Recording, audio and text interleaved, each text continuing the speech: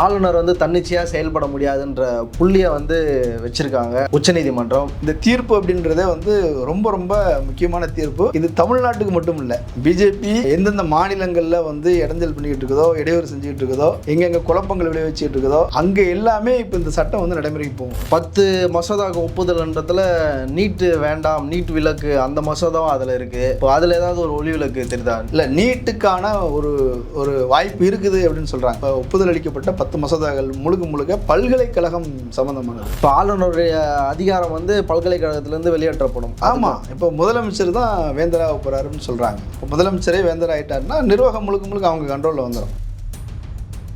எதிர்கட்சிகளை நிர்வாகம் செய்ய விடக்கூடாது. அவங்க மக்கள்கிட்ட நல்ல பேர் வாங்கக்கூடாது. ஏதாவது இடைஞ்சல் பண்ணிக்கிட்டே இருக்கணும், குளறுபடி பண்ணிகிட்டே இருக்கணும், குழப்பம் பண்ணிக்கிட்டே இருக்கணும். இப்போ தமிழ்நாடு அரசினுடைய இந்த தொடர் வேலை திட்டத்தை எப்படி பாருங்க? நான் தமிழ்நாடு அரசுன்னு மொத்தமாக அதை சொல்ல முடியாதுன்னு நினைக்கிறேன். திமுக கவர்மெண்ட் தான் எனக்கு தெரிஞ்சு அதில் ஆக்டிவாக, ஆளுங்கட்சியாக இருந்தாலும் சரி எதிர்கட்சியாக இருந்தாலும் அவங்க தான் அதில் ஆக்டிவாக வேலை செஞ்சுட்டு இருக்கிறாங்க. இல்லை, இது மாதிரி விலைக்கு நிற்கிறதுனால தான் நமக்கு பணம் வரதில்லை அப்படின்ற கமெண்ட்ஸும் பார்க்க முடியுது. இந்தியாவில் தேசிய கட்சி எதுவும் திறந்து ஆளுது, காங்கிரஸோ அல்லது வந்து பிஜேபி எதுவும் திறந்து ஆளுது. நமக்காவது 29 பைசா, அவங்களுக்கு வந்து 15 பைசா தானே கொடுக்குறாங்க. இதுதான் நிதியமைச்சர் நிர்மலா சீதாராமன் கேட்கறாங்க. இதே கேள்வியை வந்து கோயம்புத்தூர் சொன்னா நீங்க ஒத்துப்பீங்களா? இப்போ ஆளுநர் ரவி அவர்களை மாற்ற உள்துறை அமைச்சகம் முடிவெடுத்துள்ளதாக தகவல் வந்துட்டு இருக்கு. இது எதிர்பார்த்தது தான். பிஜேபியோடைய ஒரு பிரதிநிதி, ஒன்றிய அரசின் ஒரு பிரதிநிதி டம்மி எப்படி இருக்கும்? அது எங்கேயும் போக முடியாது. நீ வேந்தர் கோட்டை தூக்கிட்டு சுத்த முடியாது. அறம் நாடு பார்வையாளர்களுக்கு வணக்கம். இன்று நம்முடன் இணைந்திருக்கும் சிறப்பு விருந்தினர் பத்திரிகையாளர் அரண்சை மதன் அறிவழகன் அவர்கள். வணக்கம். வணக்கம்.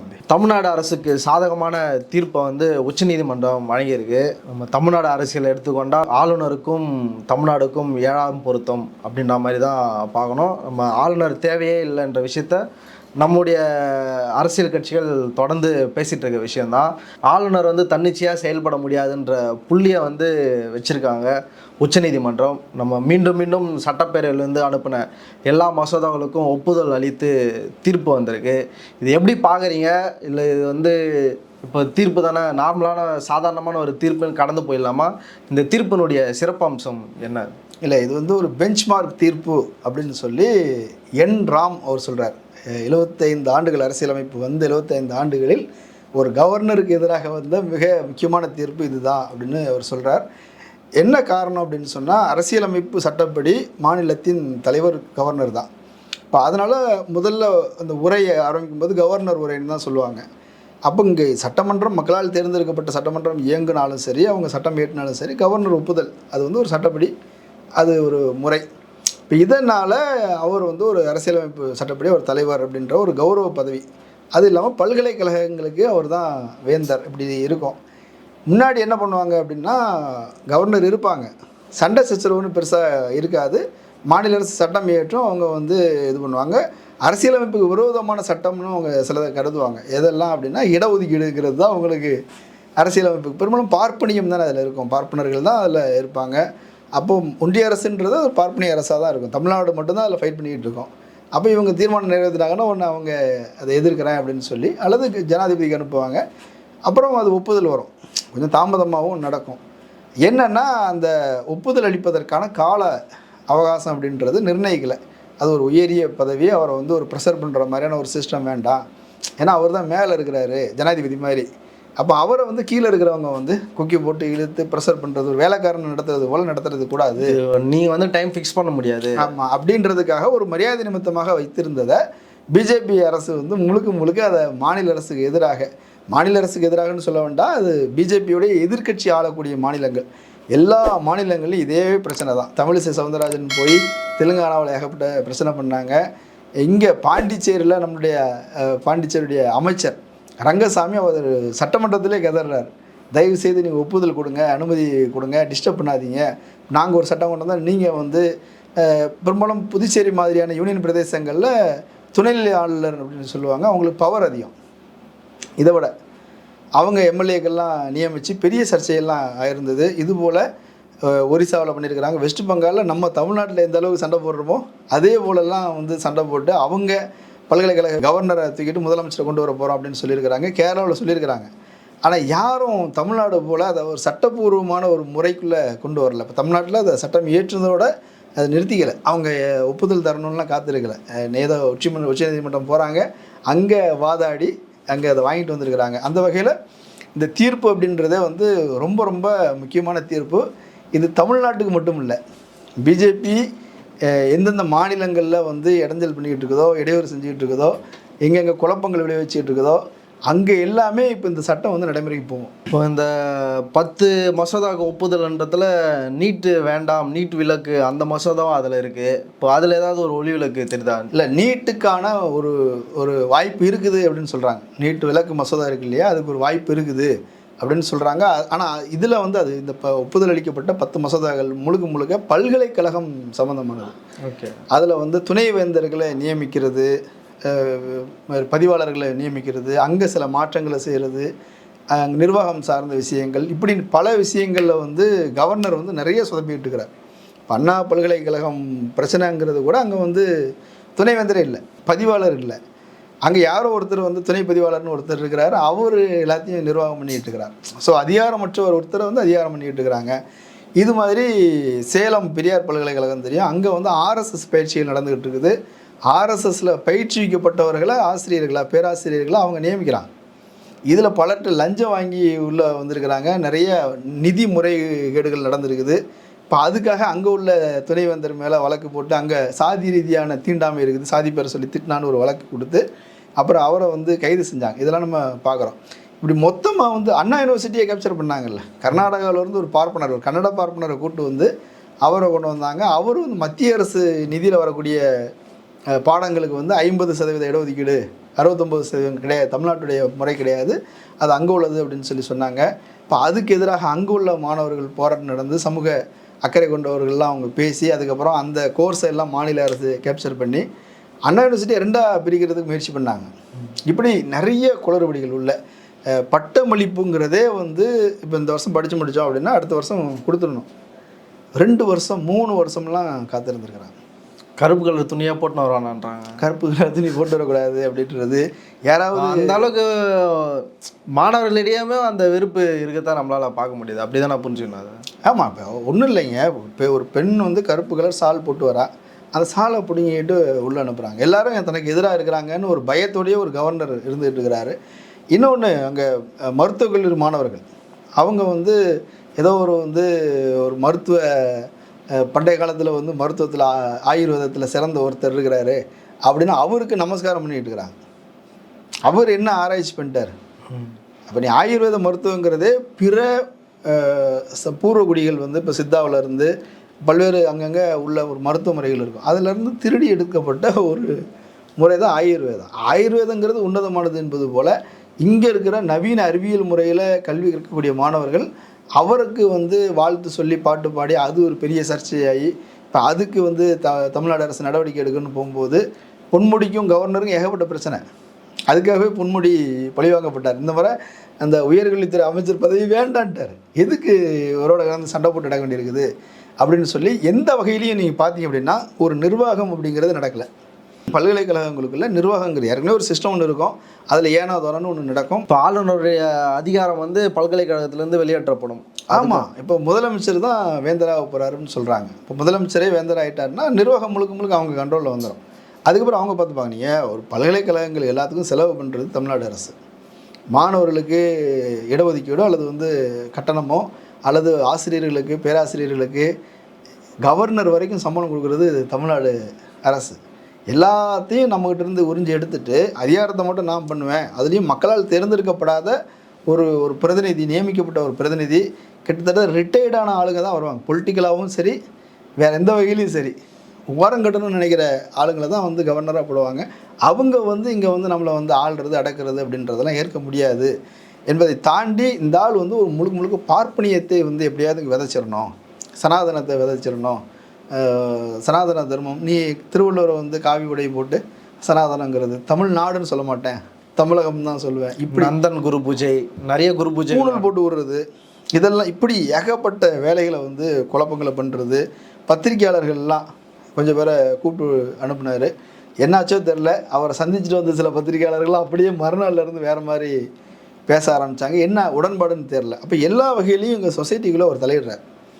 ஒரு பிற்போக்கான கும்பல்களை எல்லாம் கூட்டு வச்சுக்கிட்டு கூட்டம் போடுறது, அதிகாரிகளை கூட்டு வச்சுட்டு ஆய்வு செய்கிறேன்னு போடுறது, இங்கே இப்போ உயர்கல்வித்துறை அமைச்சராக வந்து அவர் ஒரு ஆய்வுக் கூட்டம் போட்டோன்னா அவர் போட்டிக்கு ஒரு ஆய்வுக் கூட்டம் நடத்துறது, காவல்துறை அதிகாரிகளை கூட்டு வச்சுட்டு அவர் தனியாக ஒரு இங்கே ஒரு முக்கியமான பிரச்சனை ஒன்று நடந்திருக்கும்.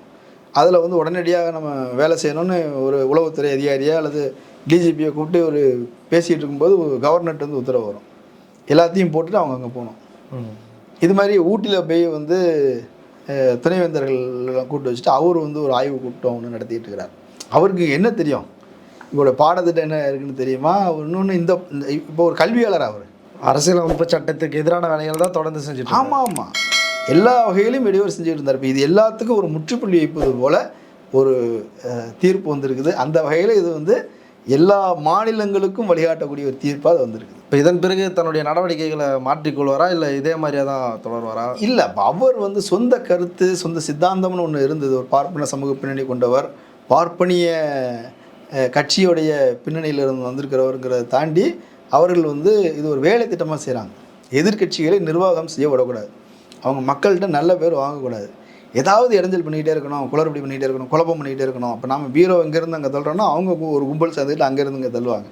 இப்படி எல்லா வகையிலும் இடையூறு செய்கிறது ஒரு நிர்வாகம். மக்களால் தேர்ந்தெடுக்கப்பட்ட ஒரு ஆட்சி, அது சரி தவறுங்கிறது மக்கள் முடிவு பண்ணிட்டோம். அது நிர்வாகம் நடக்கணும்ல, நிர்வாகத்தையே செய்ய விடாமல் குழப்பம் பண்ணிக்கிட்டு இருக்கிற ஒரு முறையை தான் பிஜேபி வந்து எல்லா எதிர்கட்சிகள் ஆளக்கூடிய மாநிலங்களையும் இதுவரைக்கும் செஞ்சுக்கிட்டு இருக்குது. இப்போ அதை வந்து நம்ம பிரேக் பண்ணியிருக்கிறோம். இப்போ தமிழ்நாடு அரசினுடைய இந்த தொடர் வேலை திட்டத்தை எப்படி பாருங்க? இப்போ எந்த விஷயமும் வந்து ஒன்றிய அரசு பண்ணாலும் சட்ட ரீதியாக போராட்டத்தை அறிவிக்கிறது. இப்போ ஒரு பக்கம் கூட்டணி கட்சிகள் எல்லாமே களத்தில் இறங்கி போராட்டம் பண்ணும்போது இப்போ வக்ஃப் போர்டு திருத்த சட்டத்துக்கு ஆர்எஸ் பேரில் வழக்கு போடுறாங்க. நீட்டாக இருந்தாலும் வழக்கு எல்லாமே இந்த சட்ட போராட்டத்தின் மூலமாக, இடஒதுக்கீடுலாம் சட்ட போராட்டத்தின் மூலமாக தான் மீட்டு எடுத்துகிட்டு வந்திருக்காங்க. இந்த செயல்பாடுகள்லாம் எப்படி பார்க்குறீங்க? அது இப்போன்னு இல்லை, இதை நாம் வந்து ரொம்ப காலமாகவே வந்து இந்த மாதிரி விஷயங்களை நம்ம தலையீடு செஞ்சுட்டே இருக்கிறோம். பல வகையில் நீங்கள் மும்மொழி கொள்கை அது இதுன்னு பல வகையில் வந்து வரக்கூடிய எல்லாத்துக்கும் இங்கே நான் தமிழ்நாடு அரசுன்னு மொத்தமாக அதை சொல்ல முடியாதுன்னு நினைக்கிறேன். திமுக கவர்மெண்ட்டு தான் எனக்கு தெரிஞ்சு அதில் ஆக்டிவாக, ஆளுங்கட்சியாக இருந்தாலும் சரி எதிர்கட்சியாக இருந்தாலும் அவங்க தான் அதில் ஆக்டிவாக வேலை செஞ்சுட்டு இருக்கிறாங்க. பிற மாநிலங்களில் என்ன அப்படின்னா நாம் ஒரு நாடு அப்படிங்கிற ஒரு மனநிலையில் இருக்கிறாங்க. இங்கே வந்து ஒன்றிய அரசுக்கு அதிகாரம் இருக்குது, அவங்க சொல்கிறது கேட்கணும், சரியா தப்போ இப்படி பழகிட்டாங்க அவங்க. இன்னொன்று பெரும்பாலும் தேசிய கட்சிகளின் ஆளுகைக்கு கீழே பல மாநிலங்கள் இருந்த காரணத்தினால என்னவோ அவங்களுக்கு இப்படி ஃபைட் பண்ணணுங்கிறதே இல்லை, இது மாதிரி விலைக்கு நிற்கிறதுனால தான் நமக்கு பணம் வர்றதில்ல அப்படின்ற கமெண்ட்ஸும் பார்க்க முடியுது. நீங்கள் வந்து ஒத்துழைச்சு போனீங்கன்னா அவங்க தர வேண்டிய காசுலாம் தருவாங்கல்ல. ஏன் கர்நாடகாவில் தேசிய கட்சி எதுவும் திறந்து ஆளுது, காங்கிரஸோ அல்லது வந்து பிஜேபி தான் திறந்து ஆளுது. நமக்காவது 29 பைசா, அவங்களுக்கு வந்து 15 பைசா தானே கொடுக்குறாங்க. ₹1 கொடுத்தாங்க அப்படின்னா நமக்கு 29 பைசா திருப்பி தராங்கன்னா கர்நாடகாவுக்கு 15 பைசா தான் திருப்பி கொடுக்குறாங்க. கர்நாடகா பெரிய பாதிப்பு, கர்நாடகா, ஆந்திரா, கேரளா இவங்களுக்கெல்லாம் பெரிய பாதிப்பு. அதுதான் நிதியமைச்சர் நிர்மலா சீதாராமன் கேட்குறாங்க. இதே கேள்வியை வந்து கோயம்புத்தூர் சொன்னால் நீங்கள் ஒத்துப்பீங்களா? கோயம்புத்தூர் வந்து உங்களுக்கு ₹1 கொடுக்குது, நீங்கள் அவங்களுக்கு 29 பைசா தான் திருப்பி தரீங்கன்னா அவங்க கேள்வி கேட்பாங்கள்ல. இப்போ இது ஜனநாயக நாடு, அதை வந்து ஷேர் பண்ணி தான் இது பண்ண முடியும். இல்லை, ஷேர் பண்ணுறதுங்கிறது வேறு. அதுக்கு ஒரு மெத்தடை வந்து ஒரு காலகட்டத்தில் உருவாக்குறாங்க. என்ன அப்படின்னா, நீங்கள் வந்து இருக்கிற மக்கள் தொகைக்கு ஏற்ப எல்லாமே முதல்ல முடிவு பண்ணுறோம். ஆனால் அதுக்கப்புறம் ஒன்றிய அரசு தலையீடு செய்யுது, மக்கள் தொகையை குறைங்க, இந்த நாட்டுக்கு இது வந்து மிகப்பெரிய சுமையாக மாறிடுச்சு, கல்வியிலையோ பொருளாதாரத்திலேயோ ஆரோக்கியத்திலேயோ கூட நம்ம ஒரு முன்னேற்றத்தை அடைய முடியல. 2 குழந்தைய ஆரோக்கியமாக வளர்க்க முடியும், 10 குழந்தைக்கு அதை ஷேர் பண்ணி கொடுக்கும்போது எல்லா வகையிலையும் அதை ஷேர் பண்ணி கொடுக்க வேண்டியிருக்குது. ஒரு பிள்ளைய டிகிரி படிக்கிறதுக்கான ஒரு வாய்ப்பில் வந்து நீ 10 குழந்தைய வந்து 5ஆம் கிளாஸ் வரைக்கும் கூட படிக்க வைக்க முடியறது இல்லை. அரசுக்கும் கல்வி நிறுவனங்களை தொடர்ந்து இது போல் உருவாக்குறதுங்கிறது சிரமம், மக்கள் தொகையை குறைங்கன்னு சொல்கிறாங்க. அப்போ குறைக்கிறதுன்னு ஏற்றுக்கிட்டது பிறகு இவங்க ஒரு கோரிக்கை வைக்கிறாங்க, நீங்கள் இந்த மாதிரி வந்து சீட்ஸை வந்து கூட்டிக்கிட்டே போகிறீங்க, இந்த மாதிரி ஒன்றிய அரசு தரக்கூடிய நிதியிலையும் வந்து மக்கள் தொகை அடிப்படையில் தான் நீங்கள் கொடுத்துக்கிட்டு இருக்கிறீங்க, இதை குறைச்சோன்னா எங்களுக்கு லாஸ் ஆகும் அப்படின்னு இந்திரா காந்தி இருக்கும்போது அதை முறையீடு செய்யும்போது இந்திரா காந்தி அவங்க வந்து இதை நல்லா இம்ப்ளிமெண்ட் பண்ணுறதுனால ரிசல்ட் வருது, அதை பார்க்குறாங்க. தமிழ்நாடு, கேரளா, கர்நாடகா, தென் மாநிலங்கள், தமிழ்நாடு ரொம்ப முன்னாடி போகுதுன்னு வச்சுக்கோ. அப்போ அதில் ரிசல்ட் வர்றதை பார்க்குறாங்க. 60களில் ஆரம்பிக்கிறாங்க, அந்த 60கள் 70களில் அது தெரியுது, ரிசல்ட் தெரியுது. ஸோ 71ங்கிறத பார் பண்ணிக்கிறாங்க. இதுக்கு மேலே மக்கள் தொகை அடிப்படையில் அந்த சீட்டை வந்து அதிகப்படுத்துறது அப்படிங்கிறது செய்ய மாட்டோம், நிதி பகிர்வும் இந்த 71ங்கிறத பார் பண்ணிக்கலாம், இதிலேருந்து நிரந்தரமாக செஞ்சுக்கலாம். இன்னொன்று, இதை வந்து மக்கள் தொகை குறைக்கக்கூடிய மாநிலங்களுக்கு தண்டனையாக மாறிடக்கூடாது, வேணால் கூடுதலாக கொடுக்கலாம். நாங்கள் சொன்னது நீங்கள் செஞ்சீங்க, உங்களை என்கரேஜ் பண்ணுறதுக்கு நாங்கள் கூடுதலாக அப்படி தான் சொல்ல முடியும். ஆனால் என்ன நடந்து போச்சு அப்படின்னா, மக்கள் தொகை பெருக்கம் அப்படின்றது அதிகமாகிட்டே போது. வடக்க மோடி கவர்மெண்ட் வந்து இப்போ என்ன பண்ணுறாங்க, அவங்களுக்கு ஆதாயம் உள்ள மாநிலங்கள் அது. இப்போ அதனால் என்ன பண்ணுறாங்கன்னா கொள்கையை மாற்றுறாங்க. 71 அப்படின்றத மாற்றி 2011 மாற்றுறாங்க. இதுதான் பிரச்சனை. இதனால தான் நமக்கு பிரச்சனை. மத்திய அரசு ஆளுது, மாநில அரசு ஆளுது அப்படிங்கிறதுலாம் இல்லை. இன்னொன்று என்னென்னா, ஜிஎஸ்டி வருவதற்கு முன்பாடி வரைக்கும் மாநில அரசுகள் தான் வருமானத்தை எல்லாம் வரியெல்லாம் பார்த்துக்கிட்டு இருந்தாங்க. அவங்க வந்து வருமான வரி, நுழைவு வரி, ஏற்றுமதி வரி, இறக்குமதி வரி, பெரிய ஏரியாவுக்கு போயிடுவாங்க. இப்போ உள்ள லோக்கல் வரிகள் எல்லாமே மாநில அரசு பார்த்துக்கும் போது நாம் சொந்த முறையில் தொழில்களையோ அல்லது ஏதோ ஒரு வகையில் அந்த வளர்ச்சிகளை வந்து உள்கட்டமைப்பு அதுன்னு டெவலப் பண்ணி தொழில் வளர்ச்சி அப்படி கொண்டு வந்து மேலே வந்திருக்கிறோம். இப்போ இப்படி சுயமுறை நம்ம முறையில் நம்ம மேலே வந்ததுக்கு பிறகு ஒன்றிய அரசு தலையீடு செஞ்சு மொத்தத்தையும் அபகரிச்சுக்கிறாங்க அப்படின்றத இப்போ நாம் சொல்கிற குற்றச்சாட்டு. இப்படி ஒவ்வொன்றுக்கும் திமுக தான் வந்து ஃபைட் பண்ணிக்கிட்டு இருக்குது. அதிமுக தான் சொல்லுவாங்கள்ல, இப்போ 10 ஆண்டுகள் வந்து திமுக கூப்பில் இருந்தது அப்படின்றாங்க. உண்மையிலே கூப்பில் இருந்தது தமிழ்நாடு தான். அந்த 10 ஆண்டுகளில் பார்த்தோம் அப்படின்னா வளர்ச்சி அப்படியே குறைஞ்சிக்கிட்டே போகுது. 2019-20 அந்த காலகட்டத்தில் 3.1 வளர்ச்சி விகிதம் அப்படின்ற அளவுக்கு கீழே குறைஞ்சிருச்சு. இப்போ நாம் இப்போது டிஎம்கே கவர்மெண்ட் வந்தது பிறகு இப்போ 9% அளவுக்கு போயிருக்குது. இந்தியாவிலே நம்பர் 1. இது வரைக்குமே இருந்ததுலேயே நம்பர் 1 இதுதான். அதிகபட்ச வளர்ச்சியை காட்டியிருக்கிறோம். இப்படி வந்து ஒரு பக்கம் வளர்ச்சிக்கான வேலையிலும் செய்கிறது, இன்னொரு பக்கம் உரிமைக்கான போராட்டத்தையும் நடத்துது. இந்த உரிமைக்கான போராட்டம் தான் இந்த வளர்ச்சிக்கே காரணமாகவும் அமைஞ்சிருக்குது.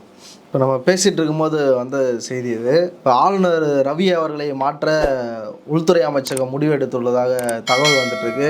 இந்த முடிவுக்கு போகலாம், இந்த செய்தி எப்படி பார்க்க? இல்லை, இது எதிர்பார்த்தது தான். இது வந்து அவங்கள வந்து மொத்தமாக நோஸ் கட் பண்ணியாச்சு. இப்போ பாக்ஸிங்கில் வந்து சொல்லுவாங்கள்ல, அடித்து காலி பண்ணியாச்சு அப்படின்ற மாதிரி. இது ஒரு பெரிய டேமேஜ். உன்னை நம்பி ஒரு வேலைக்கு அமிச்சா நீ என்னடா பண்ணி நம்ம அசிங்கத்தை. ஆமாம், நீ மொத்தமாக உள்ள பவரையும் காலி பண்ணி வச்சிட்டியே. இப்போ எல்லா மாநிலங்களையும் இதை தூக்கிட்டு வருவாங்களே. இப்போ நீ வந்து இன்றைக்கி நாளைக்கு ஒன்று யாரும் மதிக்க மாட்டாங்க. நீ ஒரு டம்மி அப்படிம்பாங்க. பிஜேபியோடைய ஒரு பிரதிநிதி, ஒன்றிய அரசின் ஒரு பிரதிநிதி டம்மி. எப்படி இருக்கும் அது? எங்கேயும் போக முடியாது. நீ வேந்தர் கோட்டை தூக்கிட்டு சுத்த முடியாது. அவமானம் தானே. ஸோ இது நம்ம எதிர்பார்த்தது தான். அவரே ராஜினாமா பண்ணிட்டு போவார் அப்படின்னு எதிர்பார்த்தோம். அவர் அவ்வளோ மானவ உணர்ச்சி உள்ளவர் போல் தெரியல. அதனால் அவங்களே நடவடிக்கை எடுத்து நீக்க போகிறாங்க அப்படின்ற மாதிரி இருக்குது. அப்படி இருந்தால் அது நல்ல செய்தி. இப்போ இன்னொரு ஆளுநர் வந்தாலும் இந்த வேலையை அவர் தொடர்ந்து செய்வாங்க. அதுக்கு ஒரு வன்மமும் ஒரு வக்கரமும் சேர்ந்த ஒரு நபர் அவர் இருக்கிறார்ல. இதுக்கு முன்னாடி பாத்திமா பிவி இருக்கும்போது நடந்திருக்குது. இதுக்கு முன்னாடி ஜெயலலிதா இருக்கும்போது சென்னாரெட்டி இருந்திருக்கிறாரு.